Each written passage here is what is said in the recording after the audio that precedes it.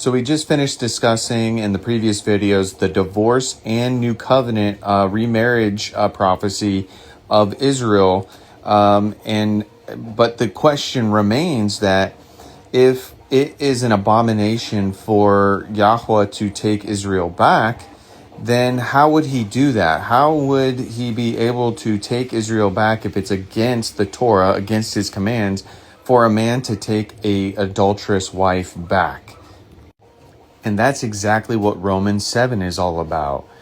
Or do you not know, brothers, for I speak to those knowing the Torah, that the Torah rules over a man for as long as he lives.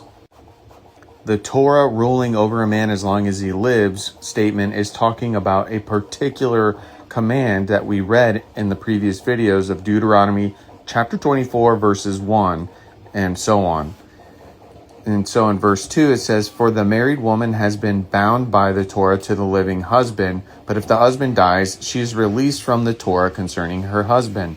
This is talking about the law of the marriage covenant contract, that the woman is bound to the original marriage until her original husband dies, and then she is able to move on and marry again. So in verse 3, so then, while her husband lives, she shall be called an adulteress if she becomes another man's. But if her husband dies, she is free from that part of the Torah, that particular law, so that she is not an adulteress, having become another man. So in context of Israel with Yahuah, Israel had went to other gods, and so since she was divorced, she could not go and return to Yahuah because of that law. So in verse 4, it says, so my brothers, you are also put to death to the Torah through the body of Messiah, for you to become another one who raised from the dead, that we should bear fruit to Elohim.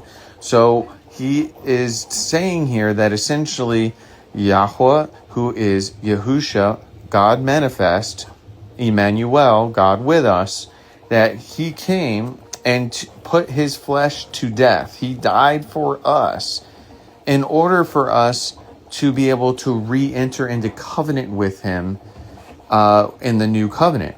Because otherwise, the old one still stands until he comes and dies for us to end it. So hallelujah, he actually raised from the dead and he resurrected in order for us to re-enter into covenant with him. Praise Yah.